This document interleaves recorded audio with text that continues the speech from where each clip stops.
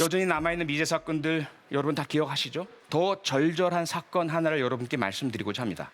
왜? 모든 미제 사건은 다 아프고 모두 다 절절합니다. 그중에서도 더 절절한 이유는 뭐냐 하면요, 해결할 가능성이 높기 때문입니다. 바로 이것이 피해자의 마지막 모습이 담긴 CCTV 화면입니다. 피해자의 하의는 벗겨져 있었고요. 왼쪽 눈, 오른쪽 턱, 그리고 안면 여러 부위에 심각한 타격 흔적이 있었습니다. 경부 압박에 의한 질식사에 소견이 뚜렷이 나타나고 있었습니다. 현장에 범인이 남긴 지문은 없었지만 피해자는 우리에게 단서를, 증거를 남겨주었습니다. 범인의 프로파일링 결과를 공개하도록 하겠습니다.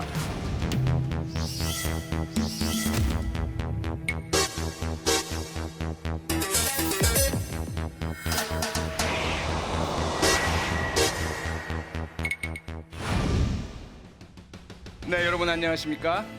다시 한번 여러분 앞에 서게 됐습니다. 여러분께서 우리 사회에 무척 불편하지만 아픈 상처, 범죄 사건에 관심을 가져주셨기 때문에 제가 이 자리에 다시 섰습니다. 여러분이 아시는 것처럼 무척 많은 미제 사건들이 남아 있습니다. 미제 사건은 우리 사회에 치유되지 못한 상처입니다. 그리고 우리가 해결해야 하지만 해결하지 못한 밀린 숙제입니다. 모두 다 학창시절 경험하셨잖아요. 학창시절에 숙제 얼마나 부담이 큽니까? 하지 않고 시간 미루고 놀고 하다가 닥쳤던 밀린 숙제의 그 압박감, 그게 우리 사회의 미제 사건이란 이야기죠. 모든 접촉은 흔적을 남긴다. 한 번씩 들어보셨을 것입니다. 범죄자는 반드시 접촉을 하고 그 접촉의 자리에 흔적을 남기고 수사를 열심히 한다면 해결하지 못할 사건은 없는 것이죠. 그래서 이 세상에 완전 범죄는 없습니다. 아니, 없어야 합니다. 더구나 미해결로 미제로 남겨둬서는 안 될 살인 사건들만큼은 반드시 해결해야 될 텐데요. 과거에 이 살인 사건들을 해결하지 못하게 만들었던 장애물이 하나가 있었습니다. 그것은 바로 공소시효. 살인 사건 발생한 지 15년만 지나면 더 이상 수사를 못하는 겁니다. 기소를 못하는 겁니다. 그런데 그러한 살인죄의 공소시효를 없애버리는 일명 태완이법, 2015년에 국회를 통과한 형사소송법 개정안, 살인죄에는 더 이상 대한민국에서는 공소시효를 두지 않는다라고 규정하고 있습니다. 이제 2015년 이후 공소시효가 남아있었던 살인 사건들은, 그 이후에 발생한 사건들은 모두 영원히 대한민국은 포기하지 않고 수사하고 해결한다라는 의미이죠.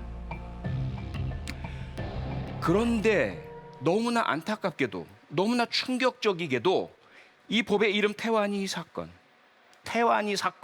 이 법의 적용을 받지 못합니다. 왜? 지난 1999년 5월 당시 6살이던 김태환 군은 누군가 뿌린 황산을 뒤집어 썼습니다. 49일간 투병 끝에 결국 숨졌습니다. 끔찍하게 숨진 태환이와 유족들에게는 한만 남게 됐습니다. 왜냐하면 이 사건은 1999년 발생했기 때문이죠. 시간은 흘러 공소시효가 거의 다가오고 안 됩니다. 공소시효 없애 주세요. 그래서 공소시효가 없어지는 태완이법이 통과가 됐지만 이미 태완이 사건의 공소시효는 끝나버리고 말았던 것이죠. 이 안타까운 6살 태완이 어린이가 남긴 선물은 그 이후에 우리가 16년 지난 사건, 살인사건, 21년 지난 살인사건 해결할 수 있도록 해주었습니다. 태완이법이 없었다면 공소시효 완성, 더 이상 수사하지 못하고 기소하지 못한 사건으로 영구미제로 남아 있었겠죠. 태완이의 아픔과 희생, 부모님의 고통, 다시 한번 여러분과 함께 공감하고 싶습니다. 여전히 남아있는 미제 사건들 여러분 다 기억하시죠? 개구리 소년 실종 사건, 그리고 포천 여중생 피살 사건, 이형옥군 유괴 살인 사건, 화성 여대생 노양 살인 사건, 노들길 살인 사건, 엽기 토끼 살인 사건. 장기 미제로 남았습니다. 재수사에 진력하고 있습니다.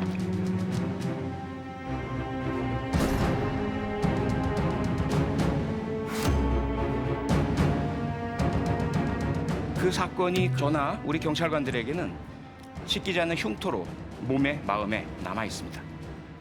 그 중에 한 사건, 특히나 더 안타깝고 더 절절한 사건 하나를 여러분께 말씀드리고자 합니다.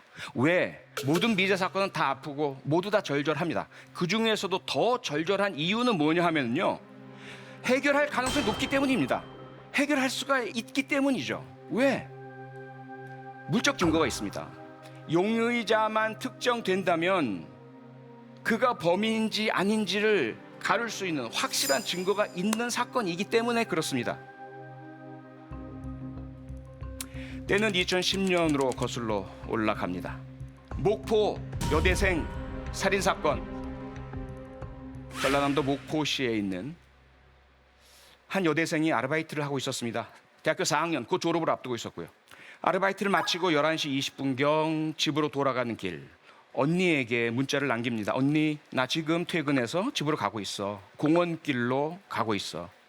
언니는 그래, 빨리 와. 안전하게 와. 기다리고 있었죠. 그런데 아무리 시간이 지나도 와야 할 시간이 넘었는데 돌아오지 않는 겁니다. 너무 걱정이 됐죠. 전화를 걸어봤습니다. 받지 않습니다. 문자를 아무리 보내도 회신이 없습니다. 그래서 언니는 경찰에 실종 신고를 했습니다. 경찰 현장에 출동했죠. 같이 그 일대를 샅샅이 수색을 했습니다. 결국 실종 신고한 지 4시간 만에 피해자는 안타까운 시신으로 발견이 되었습니다.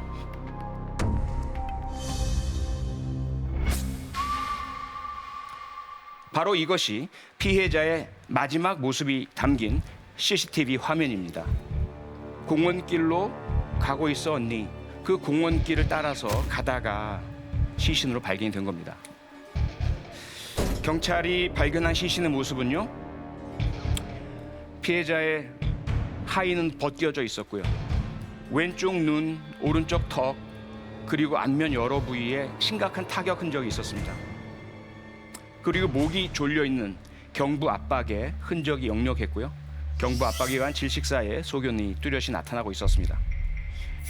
아마도 범인은 어디엔가는 흔적이 있을 것이다. 계속 추적을 해나갔죠. 사건 현장으로부터 2.5km 떨어진 지점, 사건 발생 사흘째 되는 날이었습니다. 그 피해 유류품들이 발견되었습니다. 핸드백 안에 피해자의 바지와 속옷이 구겨진 채 넣어져 있었고요. 휴대폰이 그대로 있었고 지갑도, 그 지갑 안에 있었던 신용카드와 신분증도 그대로 있었습니다. 단지 현금만 사라지고 없었습니다. 하지만 다른 증거들은 찾지 못했습니다. 범인의 지문이 남아있지 않았던 탓이죠. 이 사건 분명히 결정적인 증거가 있다고 말씀드렸습니다. 그것이 무엇일까요? 현장에 범인이 남긴 지문은 없었지만 피해자는 우리에게 단서를, 증거를 남겨주었습니다. 그 마지막 순간에 피해자는 범인의 살갗 어딘가를 강하게 잡았습니다. 피해자의 손톱 밑에 범인의 체세포가 들어가 있습니다. 거기에서 경찰과 국과수는 DNA를 추출할 수 있었습니다. 피해자의 손톱 사진입니다.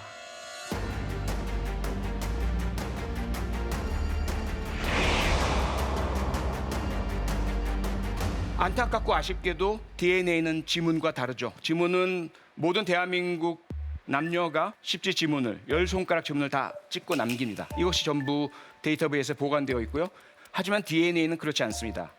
DNA는 분명히 누군가의 체세포나 또는 혈액 샘플과 비교만 한다면 동일인지 여부를 알 수는 있지만 전 국민의 DNA 샘플이 보관되어 있지는 않습니다. 그래서 맞춰볼 대상자가 있어야 합니다. 당시 경찰은 피해자 주변 인물 그리고 현장 주변에 거주하는 모든 남성 주민들의 DNA 샘플을 모두 채취했습니다.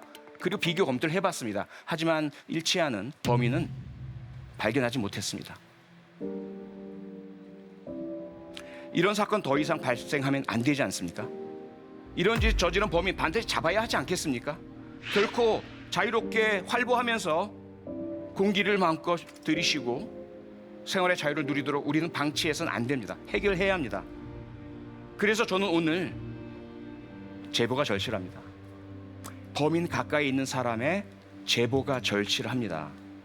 그 범인의 주변에서 누군가가 제보만 해준다면 그 사람이 범인인지 아닌지를 가를 증거가 있는 그래서 이 사건에 대한 범죄 재구성을 실시했고 프로파일링을 한 그 결과를 여러분과 공유하고자 합니다. 여러분과 함께 이 사건의 범인을 해결하고자 합니다. 범인이 부디 이 방송을 보고 프로파일링 결과를 듣고 그것을 들을 누군가가 자기 주변 누군가 자기를 지목하고 제보할지 모른다는 그 두려움에 휩싸이도록 하고 싶습니다. 이 자리에서 범인의 프로파일링 결과를 공개하도록 하겠습니다. 과연 이 사건의 범인의 프로파일 무엇일까요?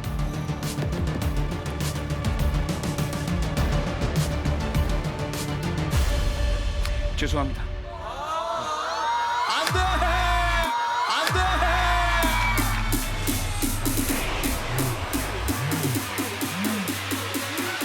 절단 신공. 와.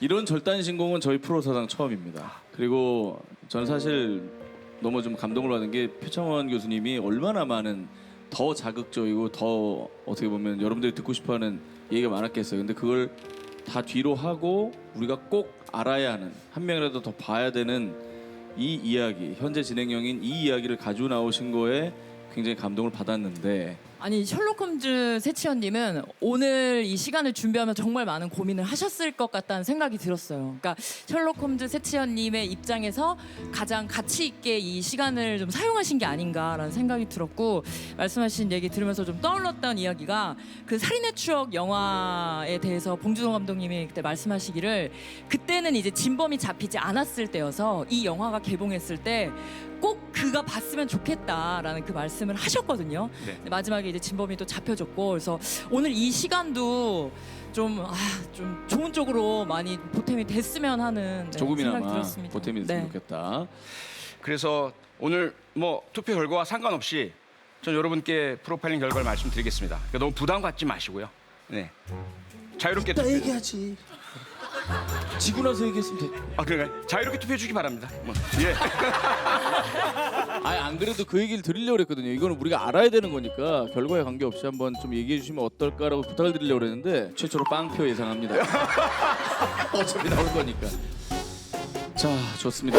결승에 진출한 분은 바로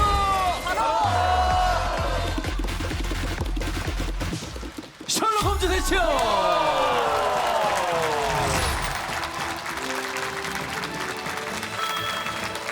너무 셌어. 소감을 좀 해주겠습니다.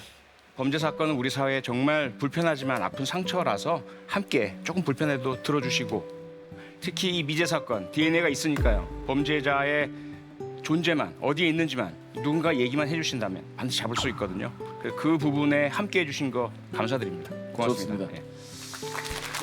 네, 2010년 10월 15일 꼭 기억해 주시기 바랍니다.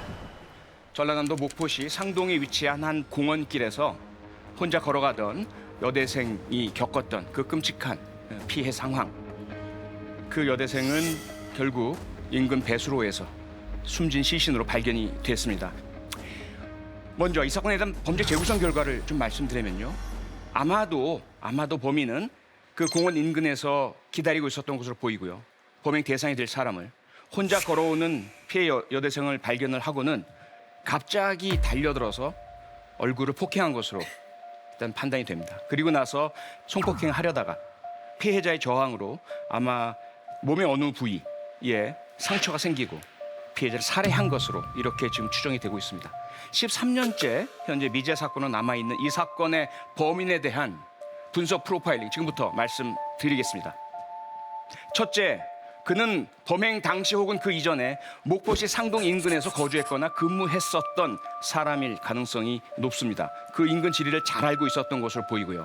특히 그가 피해자 유류물을 버린 장소 2.5km 떨어진 지점, 그냥 아무 곳이나 지나가다 발견할 수 있는 장소가 아닙니다. 분명히 미리 알고 있었던 그런 장소로 판단이 됩니다. 두 번째는 당시에 차량을 사용할 수 있는 상황에 있었다. 제가 이런 표현을 쓰는 이유가 있습니다. 차량을 소유하고 있었단 말씀 드리지 않습니다. 왜냐? 그는 바로 범행 직후에 차 안에 어떠한 피해 유류물도 남기지 않았습니다. 모두 다 바닷가 다리 밑에 유기해 버렸습니다. 그것은 아마도 그 차량 안에 무엇인가를 남겨두었다가는 곧이어 차량을 이어받아서 운행할 사람 혹은 동승할 사람이 있기 때문 아닐까라는 그런 프로파일링 결과가 나왔습니다.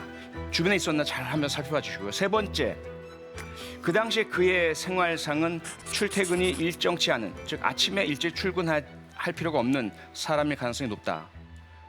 그날 평일날 밤 상당히 오랜 시간을 범행을 위해서 사용했습니다. 타겟을 한, 목표를 정한 그런 범행 행위였고, 그러한 야간의 범행을 위한 활동들이 그날만은 아니었을 것으로 보입니다. 그래서 그의 직업적인 생활적인 특성은 일정하게 출근했다가 퇴근한 형태는 아니었을 것이다. 이렇게 판단이 됩니다. 그리고 그는 아마도 신체 어디인가에 상처를 입었을 것입니다. 2010년 10월 15일 말씀드린 것처럼 피해자는 손톱으로 범인의 몸에 상처를 남겼습니다. 그 당시에 주변 사람 중에 어디서 싸웠어? 왜 상처가 나 있어? 라고 했던 기억을 되살려 주시기 바랍니다. 우리 사람의 기억은 시간이 흐르면서 흐려집니다. 하지만 강하게 우리 뇌리에 남는 기억들이 있습니다. 지금 제가 드리는 여러 가지 말씀들을 드리면 그것과 함께 연상돼서 떠오른 사람이 있을 것입니다. 2010년 10월 15일 어디선가 상처를 입고 돌아왔던 그 사람, 의심된다면 꼭 목포경찰서에 연락을 해주시기 바랍니다. 112에 전화를 주셔도 좋고요. 그리고 2010년 10월 15일 이후 그리 멀지 않은 시간대에 갑자기 이사를 가버리거나 생활을 정리하거나 어딘가로 멀리 떠나버린 사람, 그런 사람이 있었는지 주변에 있는지 꼭 살펴봐 주시기 바랍니다. 네, 지금 제가 드린 말씀들 어떤 한 사람의 모습을 명확하게 그려드리진 않습니다. 그리고 그의 이름을 말씀드릴 상황도 아니고요. 다만 그 범인 주변에 있는 사람이라면 이러한 조건에 부합하는 누군가가 주변에 있을 것이다 라고 저는 생각을 합니다. 그런 의심이 드는 사람, 경찰에 연락을 해주신다면 DNA 비교 분석을 통해서 범인인지 여부를 바로 확인해 드릴 수가 있습니다. 2010년 10월 15일 잊지 마시고 그날의 기억을 되살려 주시기를 부탁드립니다. 지금 어쩌면 이 방송 범인이 보고 있을 것이다라고 저는 생각합니다. 범인, 당신 주변에서는 누군가가 당신을 의심하고 있다는 것. 숨어봐야 완전 범죄는 없겠어. 당신의 밤 꿈속엔 악몽이 찾아올 것이고 불안과 두려움 속에서 삶 같지 않은 삶을 계속 이어갈 것이다라는 것. 그 기간 연장하지 말고 부디 자수하고 연락해 주시기를 호소드리고 부탁드리겠습니다. 다시 한번 말씀드립니다. 모든 접촉은 흔적을 남기고 모든 범죄는 접촉이 수반됩니다. 그러므로 완전 범죄는 있을 수가 없습니다. 우리가 포기하지 않는 한, 범죄 수사를 멈추지 않는 한, 그리고 시민 여러분께서 함께해 주시는 한, 이 목포 여대생 살인사건 꼭 우리가 함께 해결해서 피해자의 억울함, 유가족의 한 상처 씻고 풀어줄 수 있기를 고대하고 기원합니다. 셜록 홈즈 새치혀 표창원이었습니다. 고맙습니다. 네, 감사합니다.